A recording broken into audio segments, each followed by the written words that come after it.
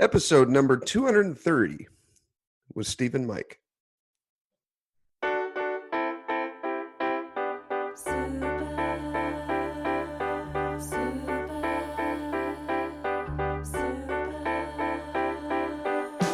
got X-ray specs for eyes, I can see right through you. Welcome to the Heads Up Poker Podcast. This is Steve Barton. This is Mike Snyderman. How the hell are we, Mikey? About the same as always. Yeah. I wish I had more to contribute to that. Fair to average? Is that I'm what talking we're to you, Steve. I'm enjoying a red velvet cupcake Oh, my son made yesterday. nice. Like Not those red helping. velvet ones. I can no longer refer to the non-existent diet, so it's not affecting me anyway. That's good. Good. But, As long as it's not emotionally weighing you down. So, yeah, I don't know, man. Quarantine persists. It does. There are a couple places opening up in these card. I think the Ocean's 11 is not going to be open until July 1st then. Okay. It's going to be scrambling to make money online, which I have been doing. Yeah, we've kind of been dancing around it a little bit, but yeah, we got it. You and I got into a little private card room, Yeah, which has been perfect for this quarantine period. perfect for you. You're winning every tournament they have. That's that's also been nice. Yeah.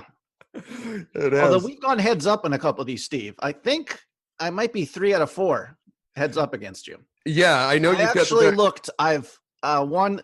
They're kind of like sit and goes. The tournaments have anywhere between like 6 and with rebuys and some of them have had basically like 25 entries. yeah. But I've won 8 of them, and I've only had 2 second places. So I don't. That's obviously variance, just 10. But I can take some pride in there, even though you're winning consistently and I'm down. But I'm trying to think of where my edge really is in those things. I think it's just the push fold ranges. You know what I mean? yeah, I don't know. Just knowing the shove spots but yeah, you're right. You've gotten the best of me. It's either 2 out of 3 you've won and I've gotten second, or it's probably 3 out of 4. Well, it's interesting. You have made me think about your sizing is so big your steal percentage has to be much higher in efficacy than everyone else, I'm guessing. It's got to be. Because and you open, what's your standard sizing? You're like 3.2 or something, right? Or I don't know. over 3x every time, yeah. Yeah, it makes me think that's yeah, if I'm under 20 bigs, I like that, of course. Yeah. Because there's more money in there when I shove, and if you're opening wide. But for the most part, yeah, it's made me think that it's time to reconsider some of this, especially early position. Yeah. Where normally you're seeing, in these kind of tournaments, you're going 4 or 5 handed to the flop out of position. You know what I mean? So if you're going to open UTG2, yeah, I think maybe that's the way to go. But anyways, yeah, I defend the big blind much less against you than other people. Like even some of the stuff that I would normally defend with, Queen 8 suited kind of stuff, I probably just fold when it's 3.5x. Yeah. I've noticed that, and I get heads up a lot more than most people do. So oftentimes people will raise and they'll get minimum 3 callers, 2. Right. But it's very often that I'm going heads up, and I think that sizing helps a lot with that. Was this was this an exploitive decision on your part? You just saw the player pool, it was way too weak and flatty, and you thought this was a way to. Yeah, that, and then what I got from Alex Fitzgerald's training programs was just opening bigger, and I even There we go. exaggerated. I exaggerated a lot in the beginning stages of tournaments. Like I'll open 10 or 12 big blinds in the first few levels, Right. because I'll still get callers, That's an Assassinato thing. No, that one I've just kind of come up with on my own. In the first few levels, I ask myself the question every time, like, what is the most that one of these guys will call here? And I'm just like, just make it stupid big, so you get heads up with the worst player, and it works almost every time. I just make it big, and yeah, it seems to be working. I've been crushing those little tournaments, and then doing okay at the cash games too, but definitely better at the tournaments. I've started taking up that OFC game. I haven't Yeah, played that's right. Open Face Chinese. Yeah, I haven't played the cash games in a while now, probably almost a week. I've just exclusively been playing Open Face Chinese, and that's been a lot of fun. I got back in touch with Jacob Triba, Okay. and he and I were playing last night together, not for any money, but just there's different variations of this Open Face Chinese. There's regular Open Face Chinese, then there's progressive, and then there's what's another one? Oh, one that has jokers. I think those are the three variants. Were you Skyping and discussing strategy, trying to learn more about the game, or exactly? He's on the same app, so he and I were able to play each other for free without wagering any money, and then just talking over the phone while we're doing it. And we're like, okay, these are the cards I got, but I got a joker. Like, how the hell does the joker play in this? I know how to play the regular version, but what do you do with the joker here? Is this joker best put on the bottom or up in the top, hoping you get some, it's just running through all the scenarios, because he and I don't know anyone that plays this game with jokers. And I feel like I have a pretty good base understanding, thanks to Dylan, of the regular game now. It's just trying to figure out that variant game, because sometimes I know as much about Chinese poker as I know about rocket science. So I'm not going to be able to contribute too much. Steve, if you want to talk strategy on this, you might have to No. I'm just thinking, hired hands, because I can't. I'm just thinking out loud. There's a few variants to this game, and oftentimes you'll have a player just sitting at one of the variants, and if you're only comfortable with one of the three variants, then you're missing out on money there. So I'm trying to. Yeah, it's great. I mean, as we discussed before, it's great that a game where it's heads up is very good, because like I said, you find one whale or one weak player, and you're not sharing that money with anybody else. And just the more games of poker the more chances, if you're in a casino, you're going to be able to play in whatever the most profitable game is. Yeah. I mean, my place is, where I play, most casinos now, it's going to be like 95% hold'em probably, or 90%. But there's times I look over when they do have a PLO game going, and I'm like, oh, this is obviously juicy, but I don't have the bankroll or the knowledge to play the game. So, it's good. It's great. It's great that you're learning this. It sounds like you're having fun. Yeah, it is a lot of fun. It's neat playing a game that I've been playing Hold'em for a decade and a half now, and never really studied any other game, maybe than 7-card stud a tiny bit, which I think has helped with this Open Face Chinese, because it causes you to memorize other cards that people have let go and remove those from the equation. And this game, that Open Face Chinese, I've only ever seen it in casinos, and they're playing like, $20 a point or something, just something you're going to need 10 grand to sit down at, you know what I mean? It's just way beyond what I could ever justify playing. But since it's sounds online, like you have to pay attention. So I already dislike the game passionately. I could pretty easily play 2 of these tournaments and watch Netflix at the same time. Now, when it comes to Open Face Chinese, I can play one game and not watch any TV. It takes just complete concentration, because you have to look at all the cards and what is he playing now. Steve, normally I'm watching Netflix, playing Scrabble, playing poker, and masturbating at the same time. So yeah,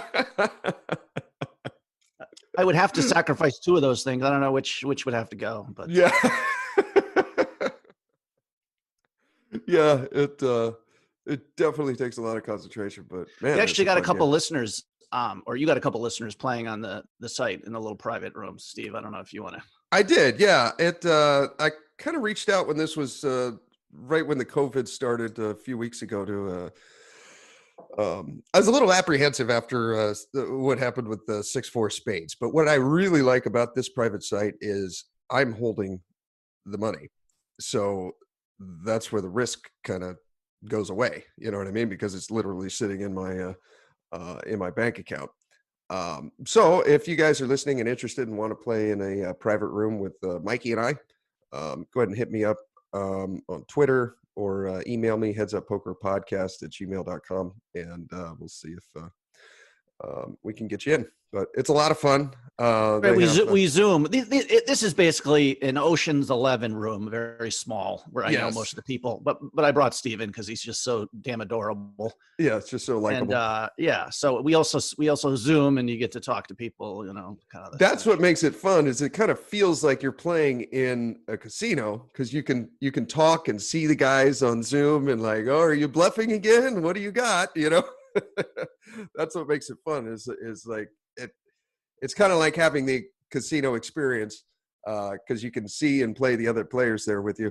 But, of course, we can't do that because we're in quarantine. This is the next best thing. But, yeah, it's a lot of fun. I love the room. It's great. A lot of action, too. If there's a beautiful woman out there listening who wants to jump on there, I'm sure we could work out some sort of 300% rake back program if you Zoom. Yeah. We'll sign you up for that. Tight fitting sweater means free $100 deposit. I'm sorry. I'm not sexist, Steve, but I am just obsessed with women's bodies. I don't really apologize for that. It would be nice to get a pretty face on the Zoom as opposed to you and I staring at each other. That would be fun. Quickly, my son is actually on a Zoom meeting with his fellow students. I think, they discuss homework or whatever. Yeah. But maybe if he's done and we're still here, he can talk to you because we started a Robinhood account, like trading. Oh, okay. So he was kind of, he was getting into, there's this, what do you call it? Minecraft, but there's like, you can open a store and trade. So he was kind of getting into that. Dad, I just sold. So I don't know if this is because I don't really care about money like at all, other than just trying to survive. I mean, I like nice stuff, I guess. So I don't want to be money obsessed, but I think it's a good thing to like know about the stock market. Oh yeah. You know what I mean? Yeah. So, my brother's very, financially, of course, I already ignored his first piece of advice. I don't know if he said, don't buy on a Monday morning. Okay. So that's what I immediately got up. I had some trades set up that will immediately kick in today. So I woke up this morning and then had all these stocks, but, just put $1,000 in. Not a lot. I should have asked you first, which do you have a good buy you would suggest? Oh, yeah. You already bought them? Yeah, I already bought it. I'm trying to think. We got Bank of America. Okay. We got a few Twitter. I'm kind of worried. I think that won't. I don't know how much. I don't know if Twitter will be around in 10 years. The kids already like TikTok. You know what I mean? Whatever. If the kids aren't using it, the possibility for growth is not very great. You know what I mean? Yeah. I don't know. So I don't know how popular that is but whatever. I mean, I bought 3 of them for $90. You know what I mean? Okay. Got some, I don't know if this is good. My son liked this idea. I was just throwing ideas. I said, everybody's going to want to go on a vacation when this is over. So he was sitting there on his computer doing research and, he came up with, we bought Hyatt and MGM. Okay. I mean, those are probably companies that are only kept alive by the fact that the government is giving those sorts of businesses money just not to totally collapse. So I don't know if those are good investments, but whatever. We got like 8 different stocks. So the whole portfolio will probably move very similar to the market. Probably. Right? If the market goes up 50%, the portfolio goes up 50%. I mean, I'm guessing, but unless you find a real gem, I forget. There was one, I looked up best stocks for under $1. I can't even remember. I don't have it in front of me. So there was something that came out. Some tech stock, Okay. Medical research stock, I think it was. And so I bought like 100 of those for like $120 or something. What was the stock? Anyways. Was it INO? I do have some INO. That's right. I did buy some of that. Yeah, that was more. That was like $11 each. Okay. They're looking for a COVID cure, right? Yeah, you're the second person that I've known that's bought that. My buddy bought that without basically that company INO is upside down. They're in debt. The last I calculated, each share should be worth -2 cents, and it's trading at, what'd you say, 11? Yeah, so that's a bad investment. I would, as soon as looking at the graph, it shot up to like 16 or something, and then went back down to 8, and now it's sitting at 11, if I remember correctly. What do you mean? -2 means you're talking about how what the company's valued at. The market valuation is yeah. If you take all their assets and add them up, and then subtract all their liabilities and long-term debt, each share should be worth -2 cents. So what that does is it kind of gives you an idea of what the company is worth, right? So if you take up all their shit and they have $1 million worth of assets, but they have a million and whatever it would come out to be 2 cents a share, -2 cents a share, right? They have more liabilities than they have assets. The company's upside down. Those are ones Okay. that I don't really Avoid invest. those. Now, what's interesting about this INO is it has become it was pretty steady for a long time, and then it became extremely volatile around this COVID thing. So I think it might be a good opportunity for you to make a quick buck. You got it at 11 today. If it goes up even a few bucks a share, I would just get right out because I don't know if I'm going to be doing any trading. I think I just want to sit there because that's going down the rabbit hole of me spending all day long looking at the stock market kind of shit. I guess what I'm saying is I don't think this company can sustain $11, and I Right. don't think No. I hear you, but 11 months from I'm now. just You know saying what I mean? it's a two. Well, this one, this is one that I might have mentioned on the show a few years ago. I think, I don't know. There's been one guy who's been telling me about it forever, and for all I know, he owns part of the company. I don't know, but we're friendly. He would probably tell me, but he's like, these are the guys that are going to cure cancer. I'm like, oh well, okay, let's. So I'm finally on board there, but I got no idea what. Okay. The BAC one I like a lot. I bought that one about a month ago. Which one? Bank of America. Oh, okay.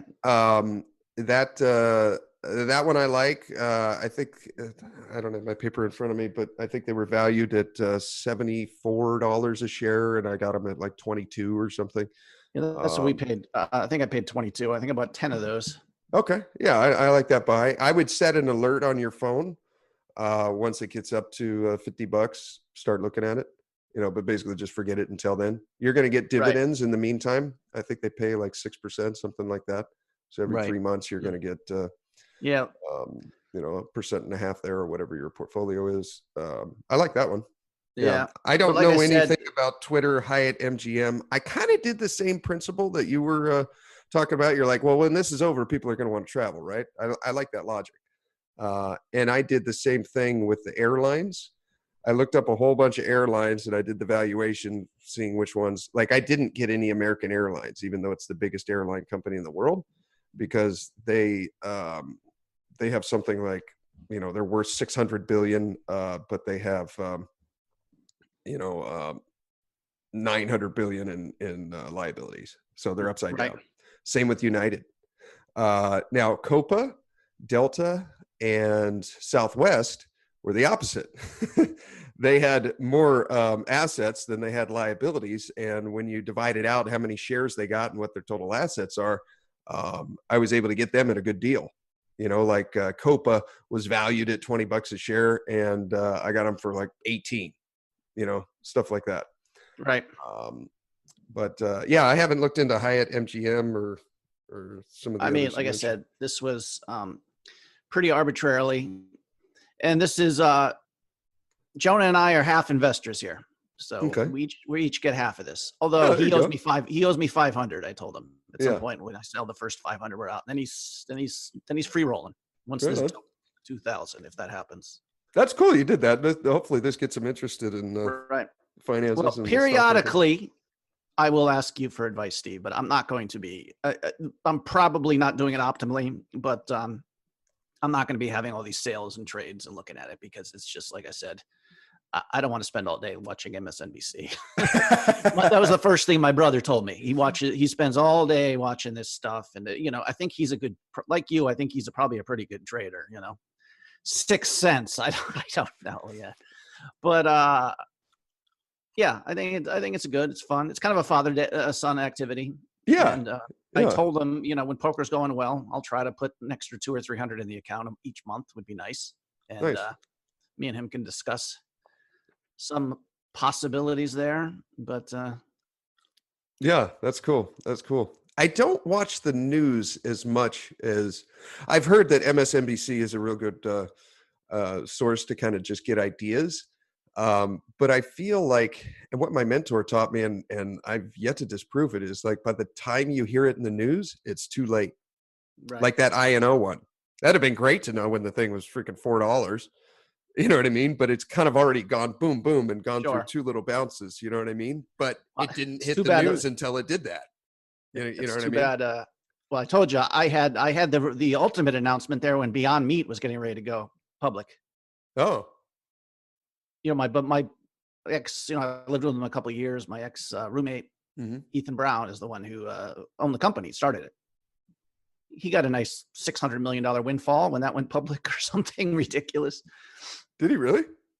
Yeah.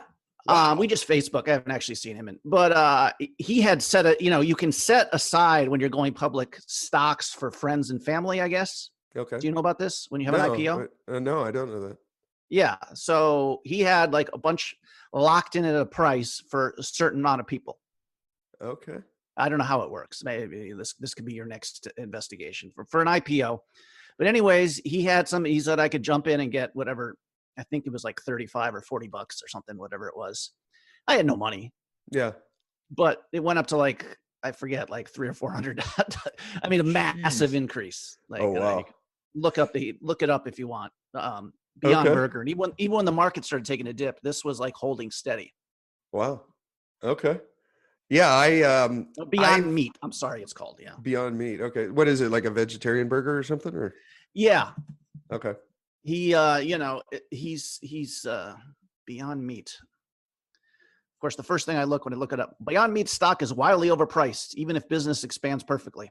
So, stock price though is still 135 bucks. Okay. And like I said, I could have gotten in at like I think 35 or 40 bucks or something. Yeah, I don't know that IPO game.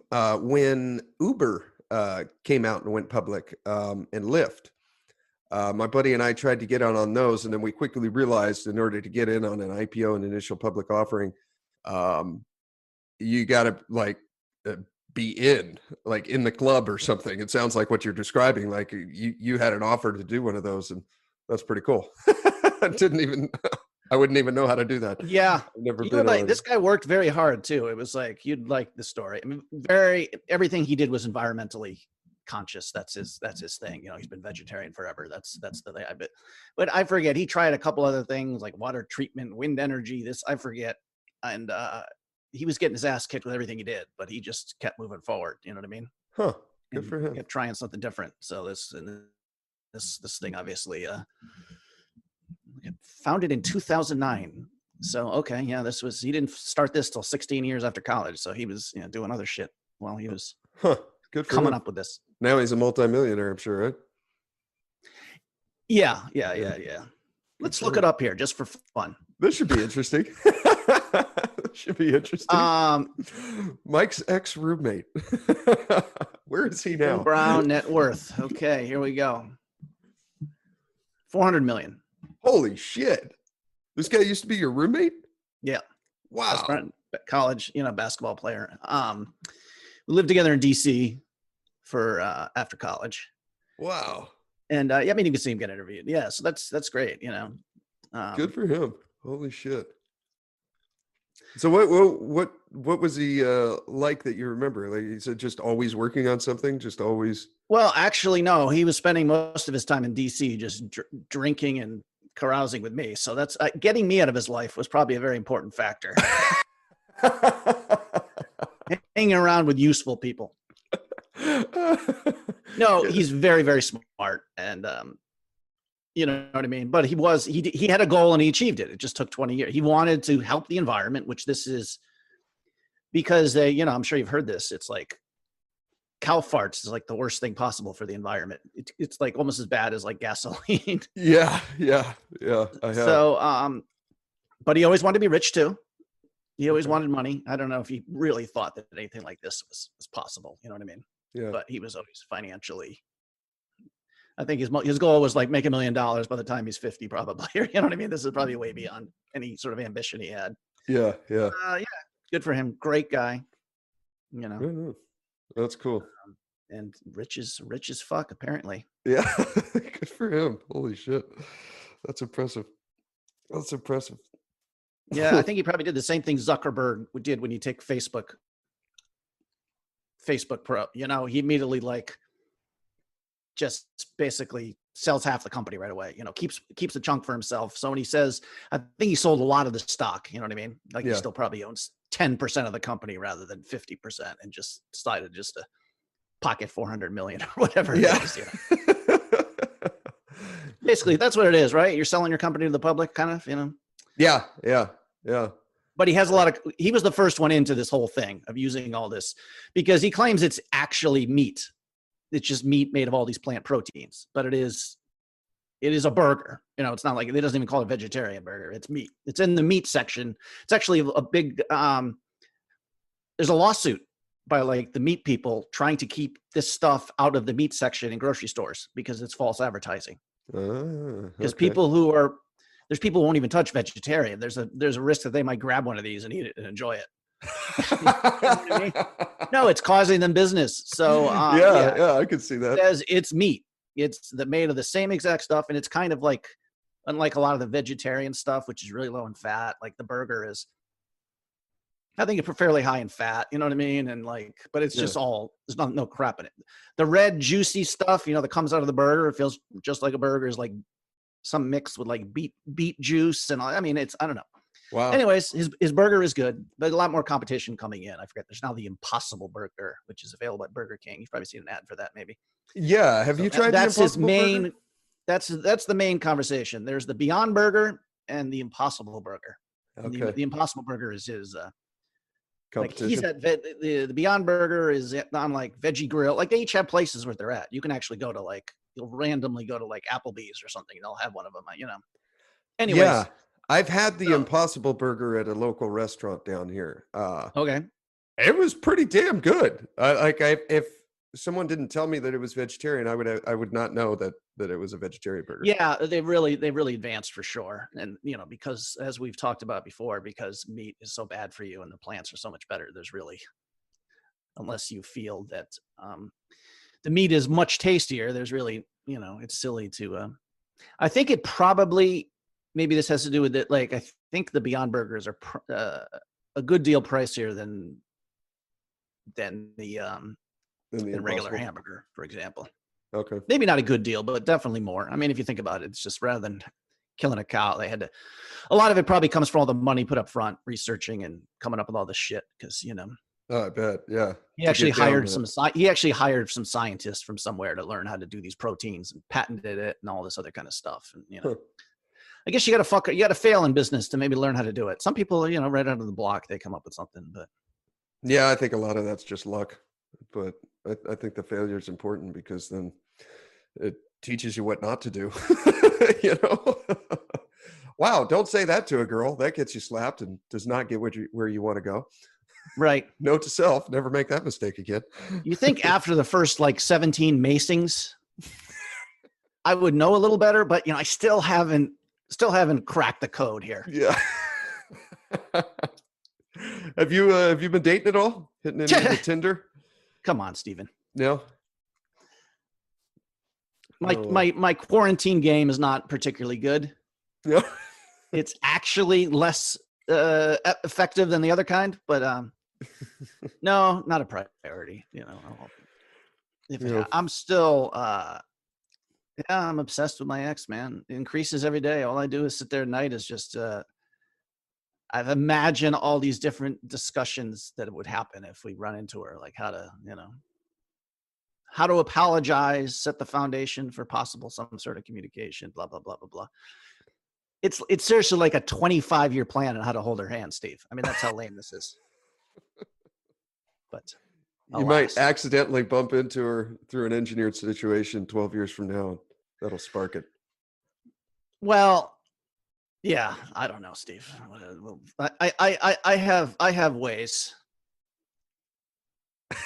No, even like if I travel on a hub through, she's down in the Carolinas there. Whenever I'm a hub, a lot of times I will fly through Charlotte. That seems to be a popular place to stop, whether it's from Florida to Maine or California to Connecticut. It seems like I end up in Charlotte, twice a year. Mm-hmm. So anytime I'm in that airport, I walk around like keeping an eye open. Like that's kind of, yeah. You might see her. Yeah, I mean the chances are about 1 in 22 million. Yeah. What are the chances?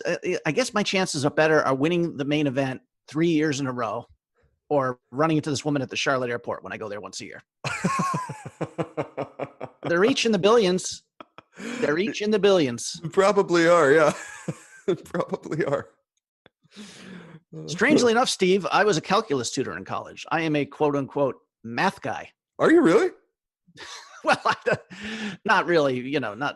Well, savant. I know you've My always point been, is, I don't necessarily make good plus EV decisions, though, but you can kind of understand the, yeah. Well, I've always been impressed with you're able to, when we're doing pot odds and stuff, I always have to at least write it down, usually go to the calculator, and you seem to spit out an answer that's within a percent or two just off the top of your head. So I've always known you were good at math, but I've never pictured you sitting in a calculus class.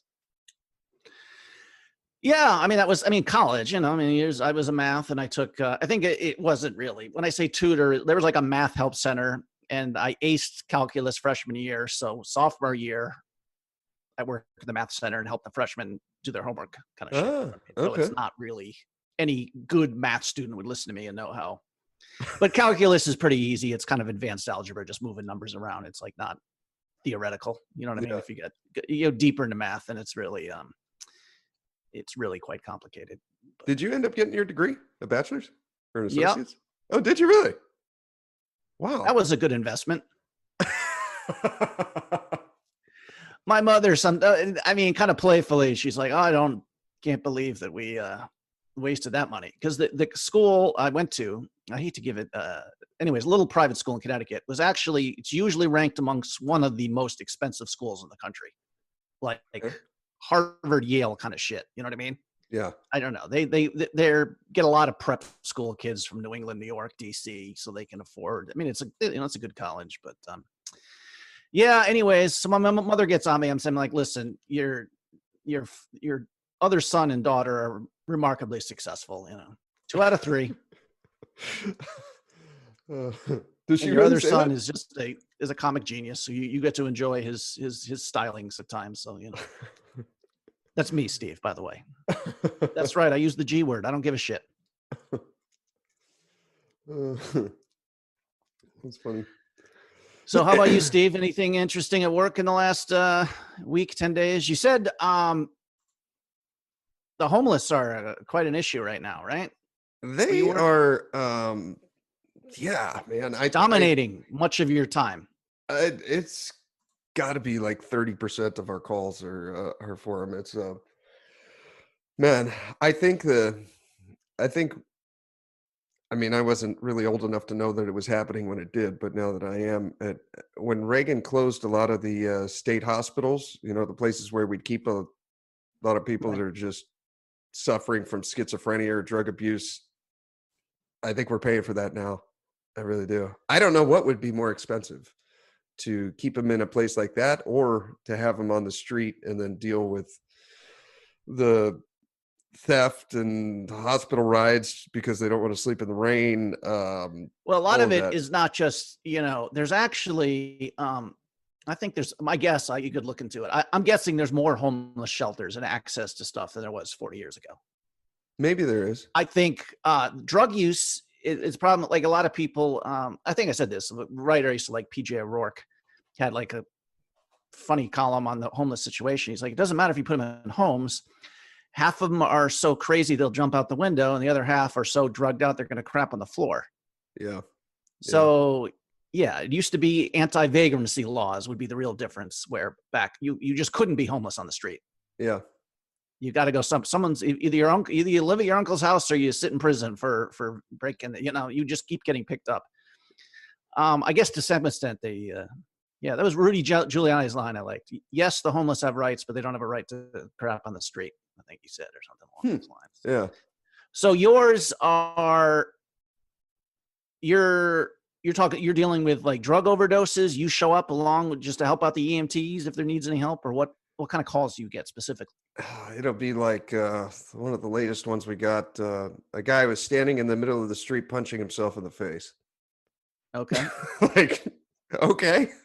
Right. What do I do about that as a fireman you want to go and talk to that guy? That's a police matter. And the cops are kind of have their hands tied because now there's only so many jail cells. I think we have 4 in the city of Oxnard. Like, what are they going to do? Just throw the guy in there until he comes off of it and then let him go. And then he'll be right back into the population, but they also have 15 other guys in the city that are doing that. And what do you do with these things? What do you do with these people? Do you just kind of shoo them off, or, it's a lot of that stuff Right. we were a little bit slow during the COVID crisis, but it's starting to pick back up again. I ran my first confirmed COVID patient. So I'm sure it should be interesting next week. I'm going to get the whole department's getting tested to see if any of us have it.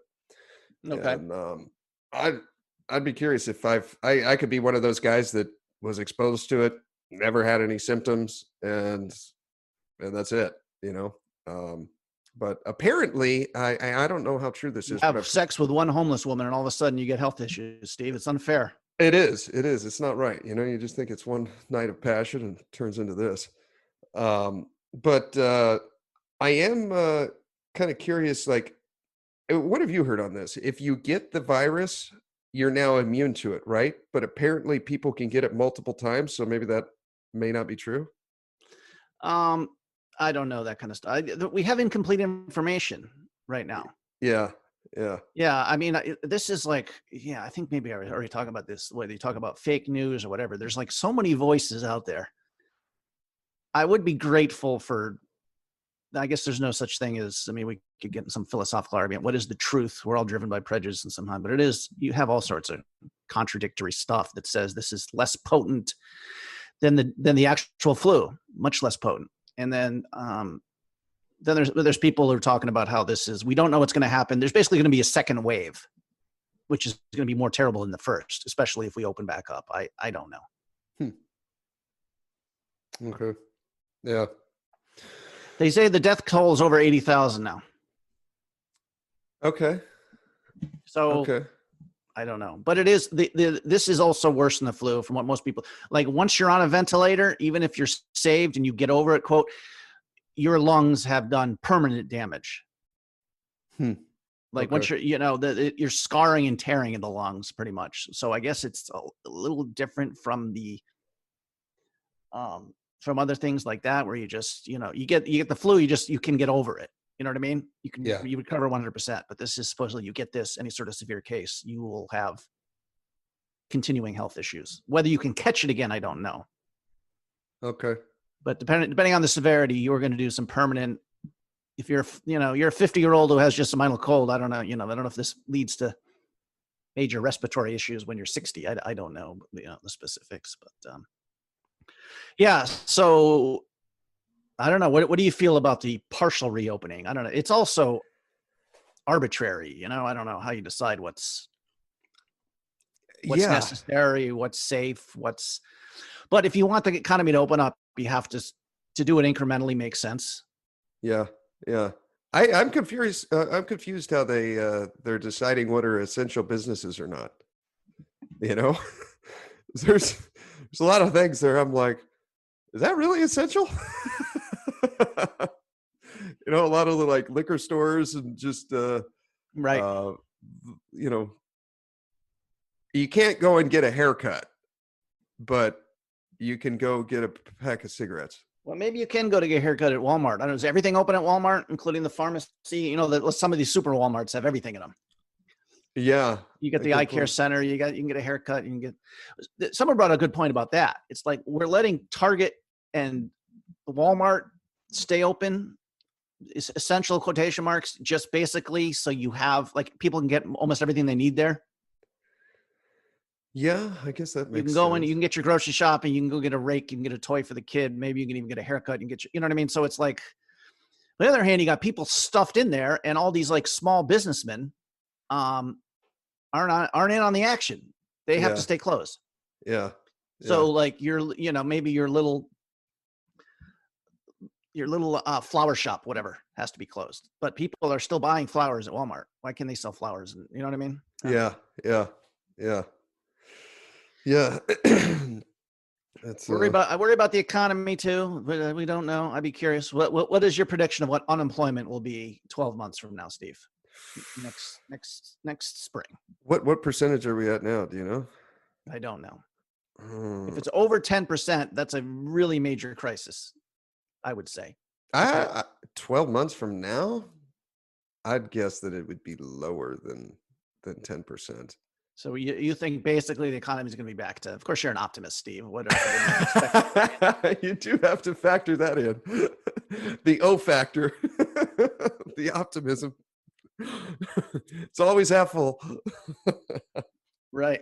Always half full. I can't imagine how the economy would be worse. I mean, people are going to be back working. Shit's rolling. People are traveling. Um, I imagine it would be better. I'm curious what the unemployment rate is now. It's got to, I would guess 10, 11%. I would guess higher than that. Probably should know it, but I guess I could look at that up right now. Let's see. Current national unemployment rate. 14.7%. Wow. Huh. Okay. I'm Well, that's a lot. I'm surprised it's yeah. Huh. Well, this is again. I mean, I've repeated myself. You know, I've talked about how much I love Andrew Yang, but like some of the stuff that he would throw out there. Of course, he was calling for the UBI, the Universal Basic Income, or whatever, which would make a lot of sense. But now, especially, some people are of course getting $600 a week, which is like twice what their take home is at some of these crap jobs. You know. Yeah. Yeah. So, and a lot of these jobs, like a lot of people say, like Andrew Yang said, like 80% of shopping malls would be shut down in 5 years. Like that might take 2 years now. I That's could a lot see of that. people. That's a lot of people with nowhere to go. Yeah. And there's only so many of them can be delivering for Amazon. Yeah. Yeah. You can't. Yes, the Amazon does not probably need to increase their workforce by 20 million people, or however many people would lose their jobs if every shopping mall shut down. Yeah. Yeah. So, I could definitely see that. It's probably cheaper to get it on Amazon and easier, and you don't have to drive down there. You know, yeah. those people in the malls, they got to pay higher rent than Amazon does. You know, so stuff's just going to cost more. I could definitely see that. Yeah, you don't see anyone in the shopping malls who's like older than 21. Right? It's a place for kids to hang out. I mean, Exactly. Yeah, where they could get an Orange Julius and play video games. But yeah. Wow, this unemployment rate is impressive. 14.7%, and all the months a year prior, the highest it got was like 3.7. It was just steady around 3.7, 3.6, and then boom, 14.7. Wait, hey, what is this here? I'm looking at, this is confusing. I'm looking at something that says it's actually 14% is the number of people who are collecting unemployment. Ah. But it's probably more like 24% are not working or really unemployed, do not have a job now. I don't know. Huh. Well, either way, The more I talk about economics or political stuff, Steve, the stupider I sound. So I don't know. I think I've made a point, Steve, that I never listened, probably like 3 times if I listened to an episode after it came out that I was in. On the show, you mean? Yeah. Yeah. Like I told you, like the early one, basically, I mean, without even listening to him, I cringe at some of the stupid things I say, not just about poker strategy, but about life and like talk about myself. So it would be useful. I finally listened to the one with, which one did I listen to? Maybe it was the one with Andrew and Carlos. I'm like, Jesus. First of all, I say, I don't know 1 billion times a day, which we established is a verbal tick, which would be kind of annoying. Yeah, I don't learn, Steve, in life. Let's just put it that way. I don't know. I seem the life lessons don't strike me as I'll keep saying the same things over and over again. But you say I don't know quite a bit. Yeah. You do the. But I am uncertain if I can change. Both I'll just convince myself my ignorance is interesting, I guess. Entertainment value. And I can just claim it's a shtick, that I'm not actually this stupid. That's what I'm going to do. There we go. Problem solved. Done. I will continue being on the show, Steve, and just occasionally make ironic statements so that, this is so that the real me is much more lucid. So you got any, how about your dating life, Steve? I got You one got one something gal. working now? Um, I'm dating one girl down in LA. We're seeing each other about once a week or so. She'll come up or I'll go down. Um, on Tinder, on the dating apps, just kind of Okay. talking. Haven't really. Um, during the COVID crisis, it seems like the Skype and Zoom and WhatsApp video calls and like that seem to be FaceTime seems to be a pretty quick way to like have a coffee date and see if someone's your type or not. You Right. know, Yeah, um, that's true. I might start doing this in the future going forward because you can tell a lot more over a FaceTime call than you can over a phone call. You know, I kind of have this rule that I won't meet him for coffee unless we at least talk on the phone because Right. like a lot of my buddies at work, they're telling me like, oh yeah, I just text and then I'll meet up with him and I'll meet up with him without ever even talking to him on the phone. And I'm like, that seems like that could be an incredible waste of time because you can tell pretty quickly once you talk to someone on the phone whether they're your type or not, you know, but through text messaging, there's just so much lost in translation. And I feel like it's that step again, going from a phone call to some type of video call, because now you can see them. You can actually see, like, I mean, Right. some people put up pictures Save that are $2.50 from right and hours of your time because I mean, you got to take a shower, you know, make yourself look presentable, drive to the coffee spot, sit down, wait for them, then they show up, and you realize, wow, every single picture they put in their Hinge and the ones that I asked them if they had any current pictures were probably 5 years old because they don't look anything like their profile, you know. right. But you Yeah, can that's find true. that out over a FaceTime call within 4 minutes, you know, or less time than that, whether someone's being honest or not, you know. I think Steve, uh yeah, it is funny though. I'm sure I told the story this was when I was living in Charleston. Match.com. Somehow I convicted a woman in Savannah, which I forget. It's like pretty far away, but somehow we talked on the phone for a couple hours. I'm like, oh, this is, talked about movies, books, I guess, maybe. I don't know what would. So excited. So stupidly, without having seen her or met her, I made a plan. There was a film festival in Savannah. Mm-hmm. So we made a plan for me to come down for 4 days. Wow. I stayed at her house, I think it was. And I showed up, and the first thing she's like, I want to tell you I'm not 25, I'm 34, but I'll never lie to you again, or something like that when I walked in the door. And she looked, just absolutely terrible. I mean, I banged her a few times, but I mean, really, really just.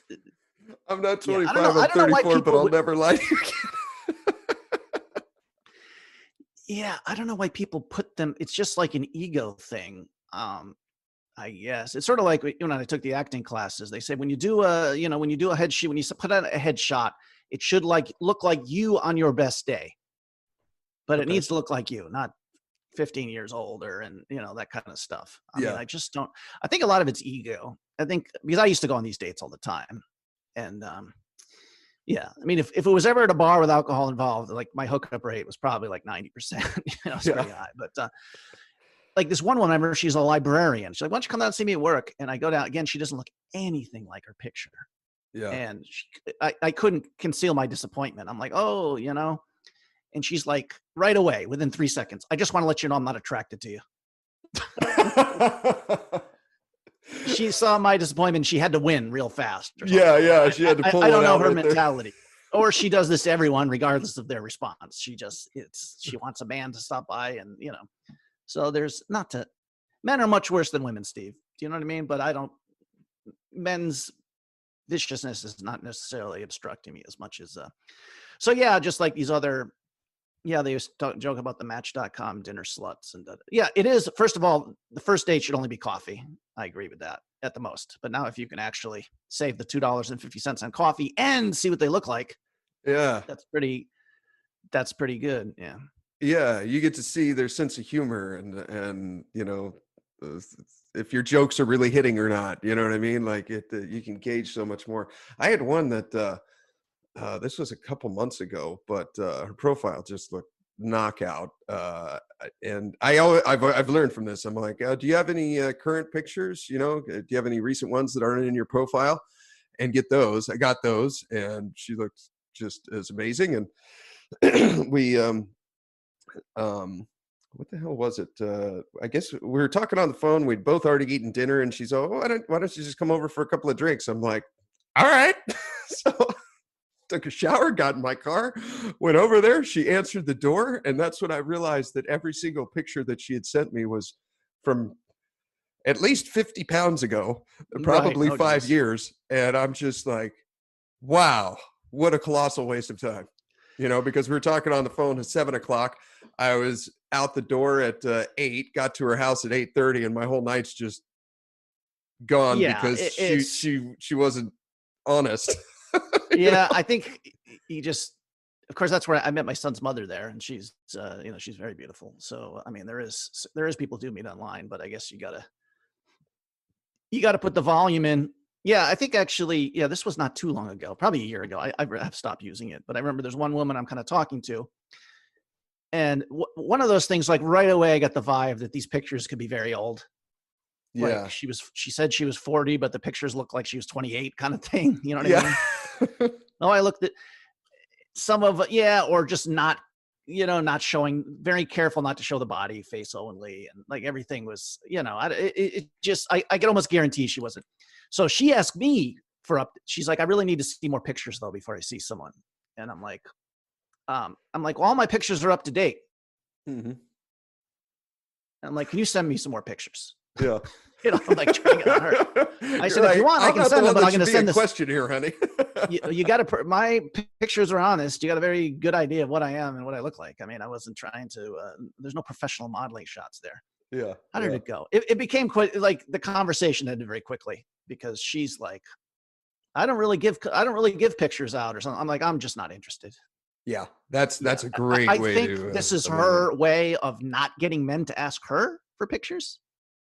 Do you know what I mean? Like it's some sort of, well, he's going to say no, but then I don't have to. He's not going to ask me. Like she's trying to get that question out first. Yeah. Yeah. Yeah, it's annoying. I told you, I forget who told me this story. One guy, actually, it was a different woman totally than the pictures when he showed up. And she's like, that's my friend. She's very beautiful. I just want to make sure you're not shallow. Or something. Wow.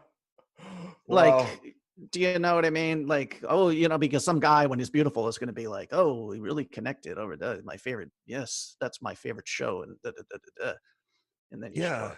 That's the part I don't get is like when I showed up at her house and she wasn't even hardly the same person as her profile. I don't get it. Did she think I wouldn't find out? Like, I don't understand. I told you, it's not even. Yeah, I mean, especially when you get older, Steve, it's just, people have unrealistic expectations. I mean, I would be the definition of that. I should be lowering my standards. Actually, I shouldn't, according to you. I probably don't have to. But a lot of these women who are, when they're 24, they got, every time they walk in a bar, they got a million guys buying them drinks and running over. And then, well, what can I tell you? You're 40. The game is different now. Yeah. Yeah. Yeah. Find someone who likes Scrabble or wants to go on a bike ride. You know what I mean? Find some common activity you like, see if you connect. Yeah. But yeah, I don't know. Yeah. Men still want a young, beautiful woman, and women still want to be guys buying them dinner and taking them for vacations and doing all this shit. And like when you're putting a volume online, it's just there's only so many dinners I'm gonna fucking buy personally. Yeah. Yeah. Yeah. So this LA woman. Oh, you said Tinder, yeah. But you actually did meet her, or no? You're just still. No, we've met several times. She passes the Barton test. Yeah, she's fun. She likes to be fit. We both like games. She likes games a lot. There you go. Like video games and stuff, and so that's fun. She has have you ever done one of those virtual reality games where you put the goggles on and no, you got the two Pat? Man, technology has come a long way. Holy shit. It's pretty impressive. You basically put these goggles on and you got these two controllers, one in each hand, and the controllers can act as when you're in this virtual reality, they can act as like hands to pick stuff up, or like a bow and arrow or a rifle or something to that effect. And I really think this is the future of gaming. It's pretty damn impressive. Having I grown think I up saw there's a video on YouTube of people taking like a roller coaster ride, virtual reality, and okay. they're actually falling over and so terrified and everything. You know what I mean? Just totally congruent with the actual experience. But It tricks your brain into believing you're there. Yeah, just the yeah, depth perception, everything like is spot on. It's very impressive. And as you're standing like in the middle of the living room, if you get too close to the boundary to prevent yourself from walking into a bookshelf or tripping over the couch, it's kind of got these little imaginary lines in your virtual reality world that kind of let you know where the boundaries are, and not to step out of that or the program won't work, and you could trip over something. So it's very intuitive, easy to use, and my God, what a hell of a video game experience. It's much different than holding a controller watching a TV with your character moving around. Like you are the sure. character. You know what I mean? Like it's impressive. It's impressive. Yeah, very cool. She has one of those. So that's been fun. That's been fun. But yeah. So Steven, shall we you got a hand or two, or I've got one hand. not that I really want to do a hand. We can just say goodbye if you'd like. Or if you have something else to talk we about. could shine it. This is, I guess it could go either way. Let's see. Okay, I've got Tournament or cash game? this is a cash game. It's a 1-2 table. I'm in the big blind. Okay. And I've got pocket threes. We get an aggressive opener from the button. I'll try to do this without how could I say who it is? We'll just call it an aggressive opener. Opens from the button, and you're in the small blind, you fold. And I got threes with 126 behind. So what is that? 50, 60 big blinds, 63 big blinds. Okay. I don't see anything to do but call here, right? Well, that's what I would do. I'm not going to say there's. Some people might. I thought that was your thing, Steve, is to maybe not out of position, is to rather than set mining with the small pairs to turn them into 3-bets. See, now I would feel. Oh, I'm sorry. He raised under the gun, and then it folds around. You fold in the small blind, and I complete in the big blind. So he raised to 6, and then I called 4. Yeah, I kind of like let's say I had these threes on the button. I kind of like turning it into a 3-bet there, but out of position. And this guy specifically is probably going to call me if I 3-bet him, especially out of position. I think I'd rather just flick in a call and try to hit a set, but maybe that's wrong. Maybe it is a 3-bet, but I personally would probably only 3-bet when I got position on this guy. Right. I don't know, Steve. There's probably a very scientific answer to this that we don't know. I mean, my first response is that if it's an early position open, yeah, I'm definitely never 3-betting. You said under the gun. If it was a button open, I think got to be some frequency of the 3-bet there. I think with small pairs, but maybe not. I agree. Yeah. Or if at least later, with a small pair from the button open, you can check raise or lead on certain boards with greater frequency and get folds and other things like that. So maybe there's not really the incentive, I guess, to 3-bet there either. But yeah, I'd say just calling is what I would do. Okay. All right. I hesitate to say that's the right thing, but I will say that I agree with you. Okay. Yeah, I flick in a call. So with pocket threes, we get a flop of ace of hearts, 7 of spades, 3 of hearts.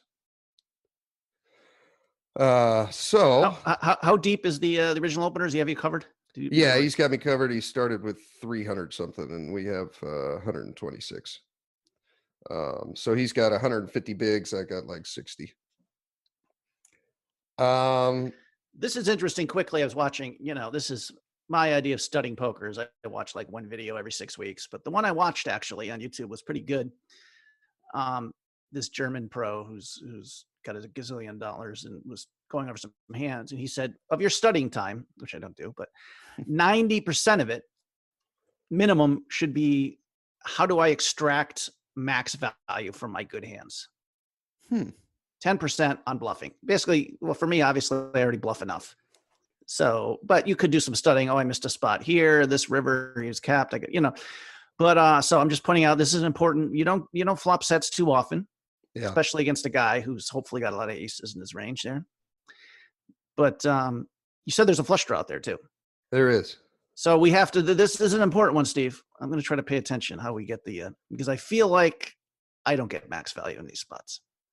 That's why I brought this one up. Yeah. Okay. It sounds like we're leading here, right? Or are you? Well, what I was going to say is, I'm hoping he has an ace, leading or check raising, especially because there's a flush draw out there. Okay. And just hoping he has an ace or wants to rip an ace. I don't know, but maybe you should be just check calling here sometimes too. Okay. I ended up check calling because he's pretty aggressive, and I thought he might, when he doesn't have an ace, I think he's firing like his full range when I check to him. What's his bet sizing? Into $13, he makes it 866. So what is that? 2/3 or something? Okay, so we can still get stacks in for sure. We don't need to, like, if I was $400 or $500 deep here, I don't, even if I kill the action, I'm hoping he's got an ace and just can't fold, and I'm immediately going to be check raising here, trying to build the pot. But here he bets 50 on the turn. If he bets 15 on the turn, check raise to 50, shove river kind of thing. But, okay. So again, this is playing without a HUD on this site, so it'd be nice to know what his C-bet percentage is. If his C-bet percentage was low, 40%, there's his C-bets are highly weighed towards having an ace, then I would raise. Okay. But anyways, you call. Yeah, I call. So with pocket threes on a board of ace 7-3, the turn comes to 7. So the board's paired, we fill up. Board is now ace of hearts, 3 of hearts, 7 of spades, 7 of diamonds.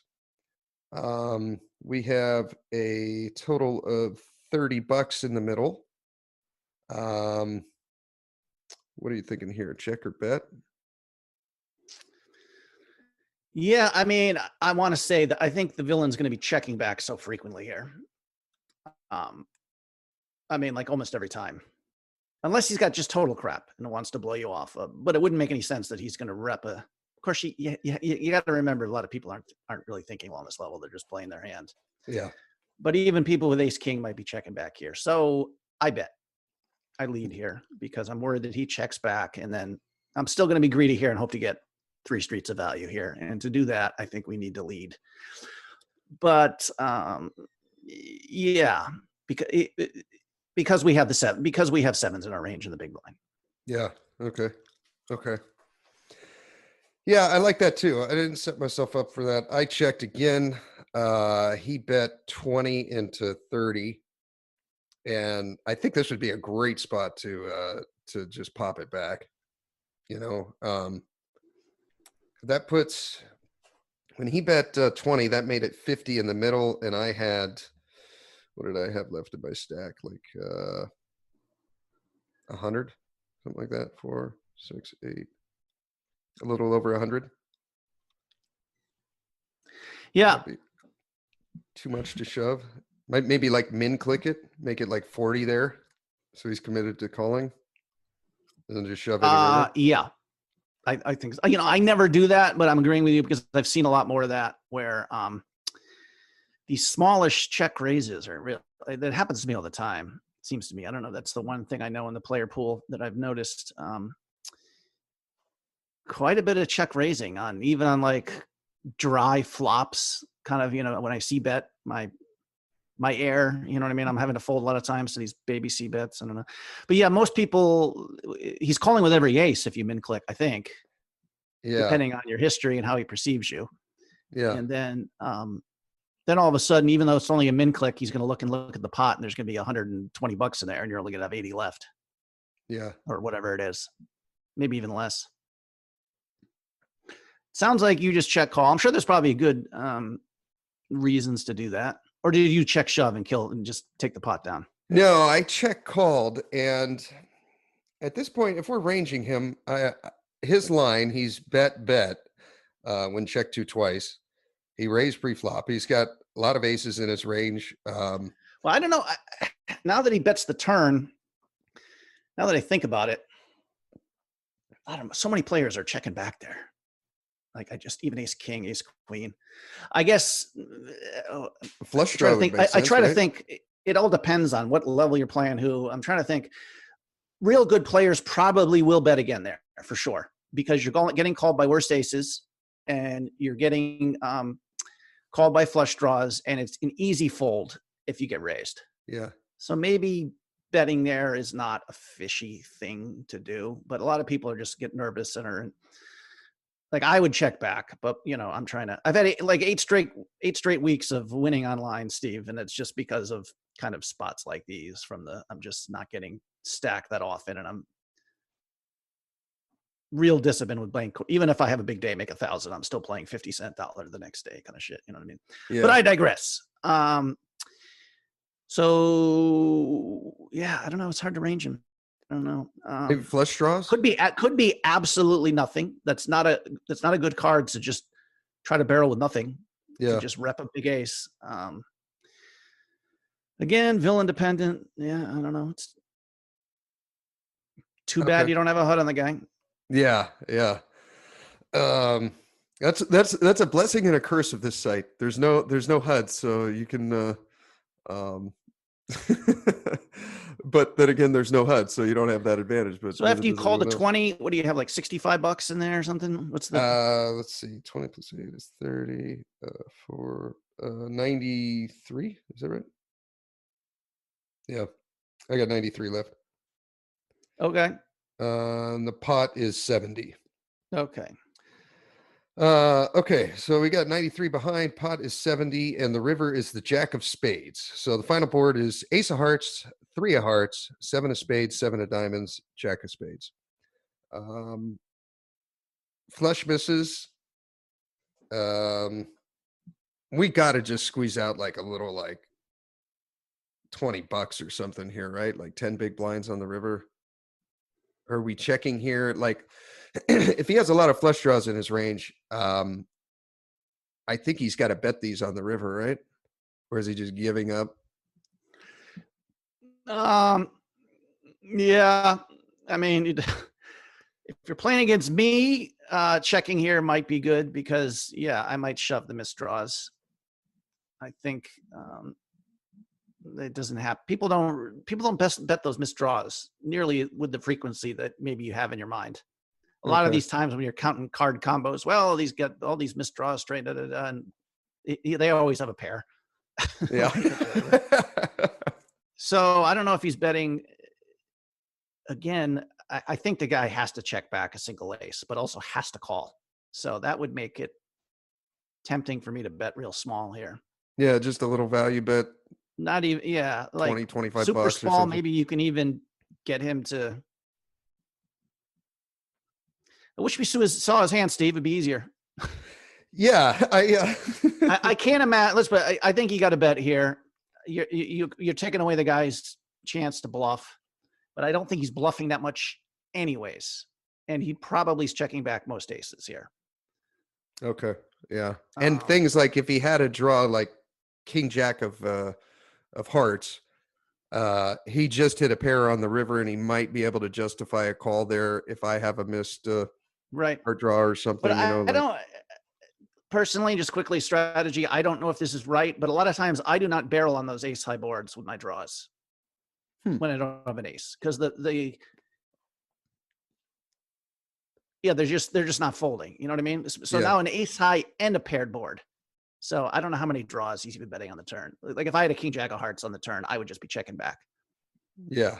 Because there's very few hands. Unless you're a real floaty guy, there's very few hands that you are calling flop with that you're not calling turn with.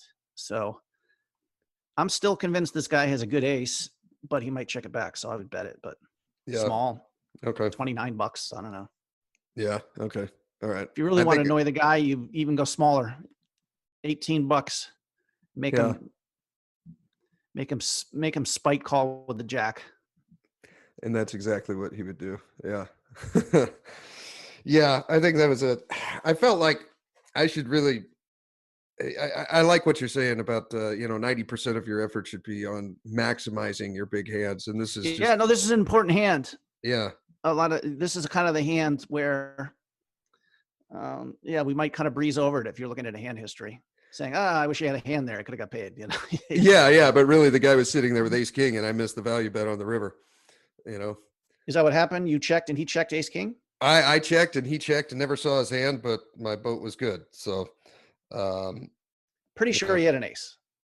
I bet you're right. He probably I just don't see, again, if it's competent. A competent player, well, I don't know. I just said competent player will bet an ace because they could get worse, but it's also easy to. Yeah, I think he probably had an ace, but you probably missed a little value there. I think so. That's where you make all your money is on the river. Those little value bets on the river can add up to like, a whole hourly win rate, like 5, 8, 10 big blinds. It's funny with Pearson. I kind of made this comment, and I said, "Is it fishy thinking just to like put these little bets on the river just so people can't show your hands? Like Yeah. even if it's way too." He's like, "Well, that is fishy, but I do the same thing." So, Yeah. but there is merit here. I mean, even if you saw his hand face up and you knew he had some ridiculous like queen deuce and he couldn't call a bet, but he's also probably not betting if you check to him anyways. So why not just not let him see your hand? Yeah. Yeah. Throw in $10 and if he wants, leave him questioning the. He knows he can't call. He doesn't have the balls to raise, but this assures that he doesn't see your hand or anyone else at the table. Right. Yeah, I like that. But again, I don't know. There, I said it again, Steve. I don't know. I feel like if I don't say that at least 3 times in any poker hand we discussed, though, I'm showing a complete lack of self-awareness that I have not done the work with Pio Solver and Flopzilla to determine what frequencies you should be betting. And although I do like that line in tournaments quite a lot with my nutty hands, and even with is check, call, flop, and then lead turn. Okay. In certain kind of spots here. I don't know, because it's not a line a lot of people take, so they're kind of confused by it maybe. Yeah. Yeah. And it looks very steely because of that, but maybe people are doing it more. This was like when I won the big tournament, how many years ago? 3 or 4 years ago. Yeah, I think Mark and Ben both watched the hand history review and were wondering what the hell that was, that I kept doing that. Just calling C-bets and lead, well, with everything. Oh, okay. Like floating and even shit with no, and it was, again, it was just probably variance, but like 12 out of 13 times in this tournament or something, people folded, you know what I mean? So but people might be doing it more frequently now, and people might actually know what they're doing who are doing it. So interesting. Long story. It is a good hand to discuss though, because you might have got max value. He might have just been blasting away with crap. Yeah. But if he did have an ace, because I think he has an ace very frequently on the turn, maybe that was the move. Min click the turn. Yeah. Because you're worried about, especially with the full house out there, you're not really worried about getting drawn out on. So it's not like I don't want to give him a free card but it's just, it's all about value. Yeah, I think you're right. On the turn, we min click it there. He might just shove his flush draw. He's probably certainly calling with an ace. If by some act of God he had like 8-7 there for trips, he's always getting it in. Yeah, but I think you're right. And I'm playing check, but I'm playing on the flop, by the way, just because. You're what on the flop?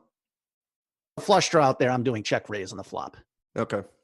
Just because, well, I'm pretty balanced there. I mean, I play my draws similar to I do my monsters, so I can go balls out with that. A lot of players will not. They only check raise sets. Draws, they're always just calling, hoping to get there. You know what I mean? Yeah. True. True. If you do that against the real good players, you're in trouble. Yeah. You're going to get fucked pretty bad. Yeah. But there's not that many really good players out there, and I've learned how to avoid them. Yes. That is my greatest bit of wisdom about the game here. I will say, to your credit, Mikey, this has been a lot of fun being able to play with you, and especially like in those tournaments when we get heads up. I've never been able to play heads up with someone where I knew their game so intimately. You know, I didn't realize how much you and I know each other's game just from listening to each other talk after 230 episodes of this for 5 years. It was a lot of fun playing you in those heads up spots, and I'm just like, ooh, this is a spot where, you know, he probably has like never better than queen high right now, and he just can't call. You know what I mean? And then I shove it, and you showed it. I'm like, I'll be damned. All that listening to Mike for hundreds and hundreds of hours. It's well, you have the edge there, Steve, because you actually listen. You're just fucking white noise to me, buddy. just like the Charlie Brown teacher. No, I'll remember. Yeah, no, I'll remember your some of your advice with women. It occurs to me from time to time. Yeah, it's been fun. Yeah, and the yeah, the site's just a lot of fun to play on. It's thank you for bringing me into this. This has been a lot of fun. And if you guys want to join, hit me up. I'll do a minimum of 500 if you want to play. If any less than that, it's kind of a lot of work on my end to bring you in and do the back end side of it. Every person that I bring in creates a little bit. And more we will. time You do have the right to kick people out if they're an absolute crusher. Just letting you know. Yeah, Crusher yes. comes on. Take a quick 1,000 from me and Barton, and then you're history. Yeah, Probably make a few enemies there, but. But yeah, it's been a lot of fun. It's pretty neat being able to play with you. And I got to say, your game is quite strong. Whenever I'm at a cash game with you, I always try to pick the seat to your left. Like if the seat just to your left is open, that's the one I'm grabbing, regardless of who's at the table. So you're definitely tough to play against, especially at the cash games. And the only edge I think I can get on you there is just having position. Yeah, well, thank you, Steve. Yeah. My cash game is. I mean, I'm putting in a lot of hands. I actually looked at this morning. I played 27,000 hands the last. Wow. 6 weeks or something. That's more than. I mean, it's not really a massive amount. I mean, for playing online, I'm never doing more than 3 tables. It's not like with tournaments where I can do 12 tables at once. Yeah. But you'd like to think my cash game is getting a little better here. I saw another buddy who played a lot, and he just said, "You're never confused. You've seen everything, so you're never really confused. You're never confused against the really great players. You're not really making money off them, but you've seen them play enough. You know what they're doing. Do you know what I mean? Yeah. If you know who those guys are." Yeah, I mean, so I probably should do it. This guy actually gave me a player on another site and said, just watch him play. This is the best way to improve because he kills even the good players kind of thing. And of course I haven't taken him up on that advice, but it's probably, that's old Tommy Angelo advice there. When you show him at a poker room, he's like, find the worst seat in the house, basically sitting next to the best player there. If you can find that seat, take it. And fold a lot and study. Yeah. Okay. Watch the guy who's, making the money there, which is, pretty good. Online, you don't even have to pay for that. You can just jump on and watch them. Yeah. And the limits are Open Face Chinese. They got them as low as 10 cents a point, which is an extremely cheap way to learn the game. If you're listening and you want to learn Open Face Chinese, I'll play you 10 cents a point or whatever, and we can just play and I'll teach you the game. It's a lot of fun. Yeah, you've played a lot. I'm looking at my total hands. I'm shy of 8,000 hands. I'm at 6,700. So for you to put in 27,000, that's pretty impressive, dude. Well, yeah, you've got a full-time job too, Steve. That's true. That's true. I'm working 56 hours a week. No, there is probably, I got no excuses here. I'm trying to, today I actually did get up and I did some writing. I did some reading. I told myself this is what I'm supposed to do every day after I have my coffee from 8 a.m. to 4 p.m. But no, I've been just fucking around and playing Scrabble and watching movies and stuff. So if I'm not going to use that time productively, why not just play fucking poker 12 hours a day and There you try go. to, rather than just trying to survive now, maybe I can actually double my bankroll during this time. Yeah.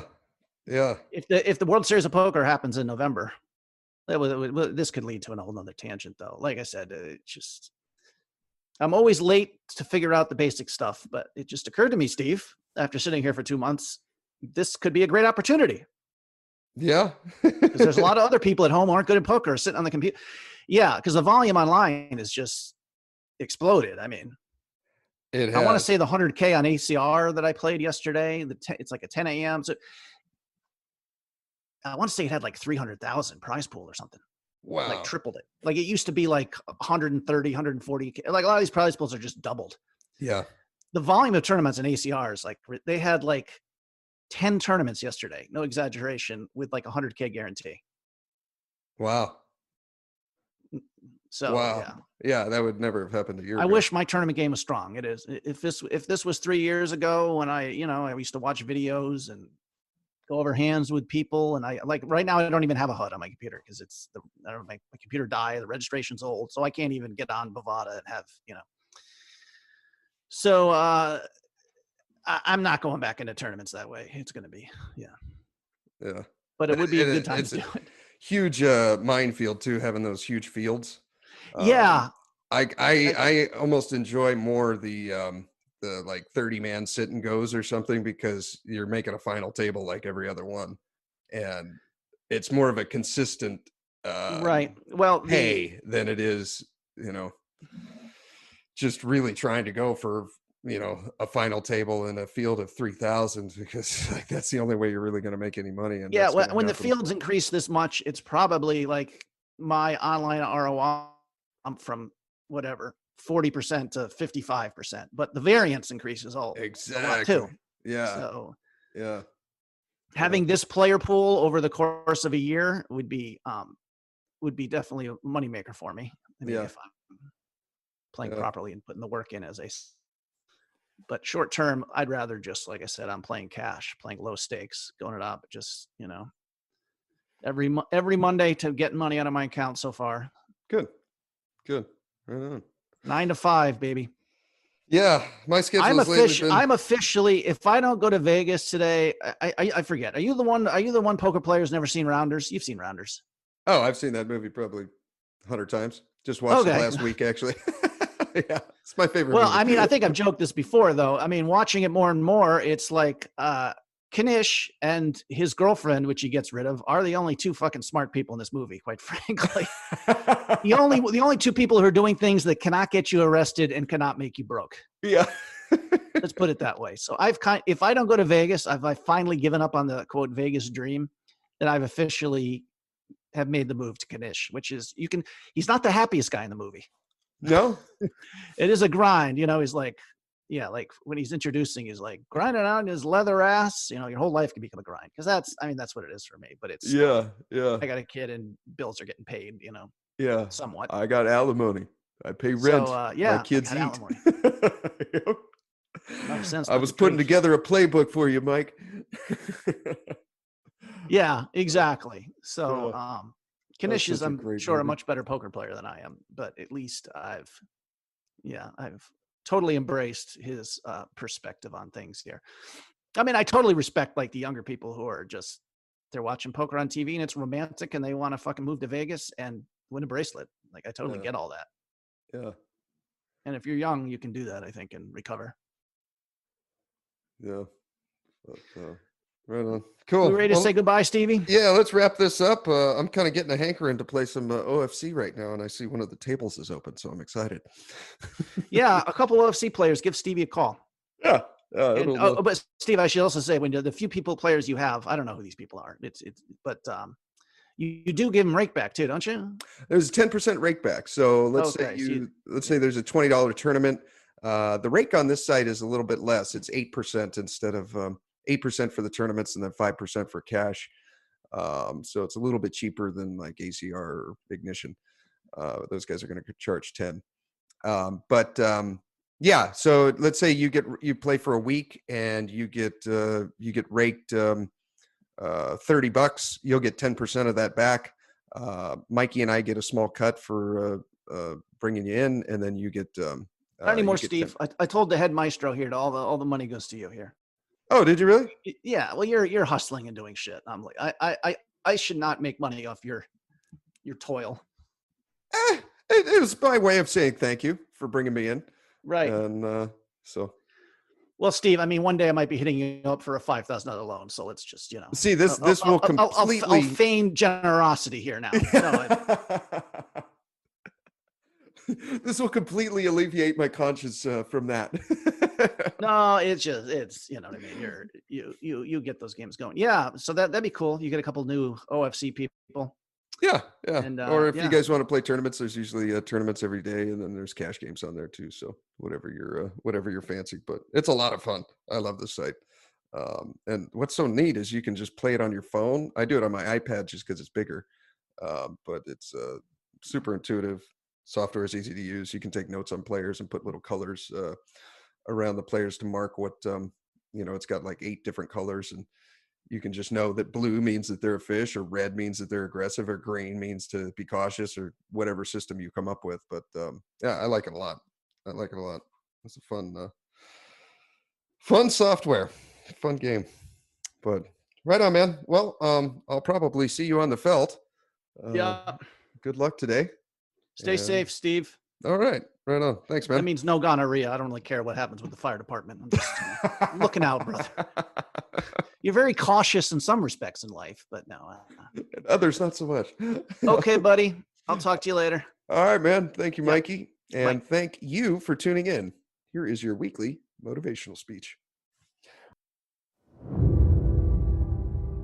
When you got an idea you want to move on, you might not have the money, you might not have the education, you might not have the support or the resources you need.